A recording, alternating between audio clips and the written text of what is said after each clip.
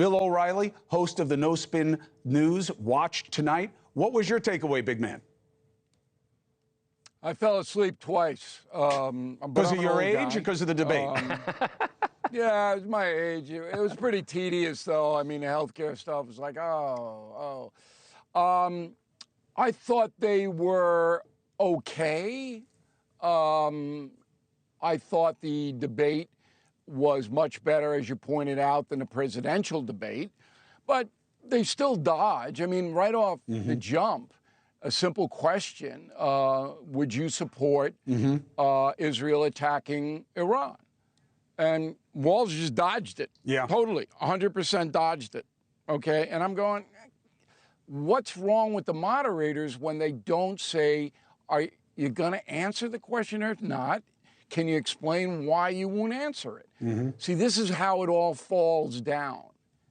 There's not enough thinking about the audience in these debates. They're all thinking about themselves. The candidates are thinking about themselves, and the moderators are thinking about themselves. Yeah, it's fair criticism. And Walz dodged the direct. Yeah, and Walz dodged the direct question about, hey, abortion in the 9th month okay with you? And we're fact-checking the law, by the way, in Minnesota because that's ill-defined. Vance should have known that law, by the way. That would have been good. And Vance dodged the 2020 election. I say, hey, I want to go look at the future, and you know, easy question. If you were Pence, would you have certified the electoral vote? Yeah. And the moderators gave him a pass on the whole eating cats thing also. Right. Look, I'm not in the business to denigrate Ms. O'Donnell and Ms. Brennan. Right. They matter the least. I'm not.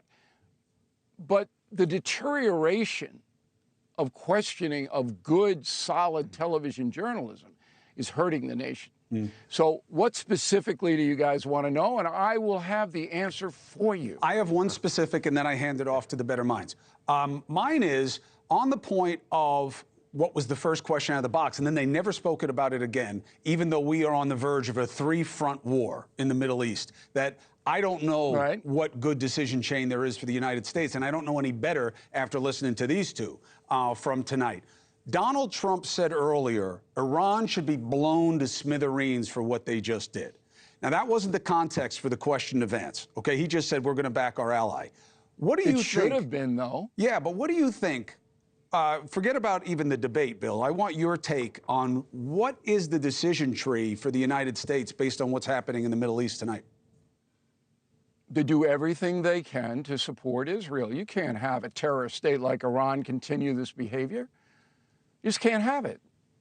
I mean, all throughout history, the heinous nations have had to be confronted.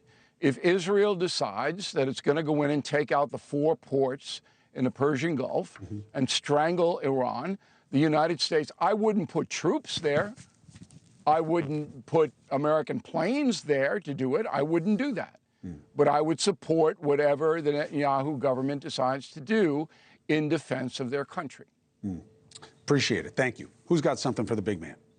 I have something for Steyerwalt, and I want to add, I think O'Reilly too, because Bill said something I think that was very interesting about dodging questions, right? I think it's a really important point that Bill's making. But I do think that Vance did a better job of dodging and then trying to answer. Right? So he would dodge and say what he wanted to talk about, and then he would at least make an effort to return to the question that was asked. When I don't think that I don't think that Walz did that. And look, again, does that matter?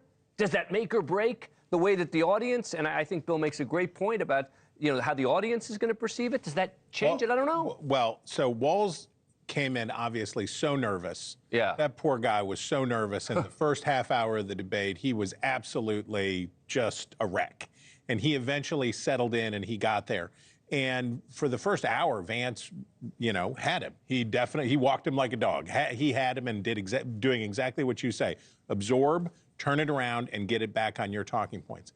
But Walz did, at the very end, flip it on Vance because Vance's failure on the January 6th question was entire, right? Yep. Vance had an entire failure on what is arguably the most important question for Donald Trump's running mate. And Walz was also, I think, at one of his most effective moments in that 90-minute debate, which, as you accurately point out, he was nervous. I mean, He said he was nervous. The first thing he apparently told Kamala Harris when she picked up the phone to say, "You're my guy," he said, "I got to warn you, I'm a bad debater."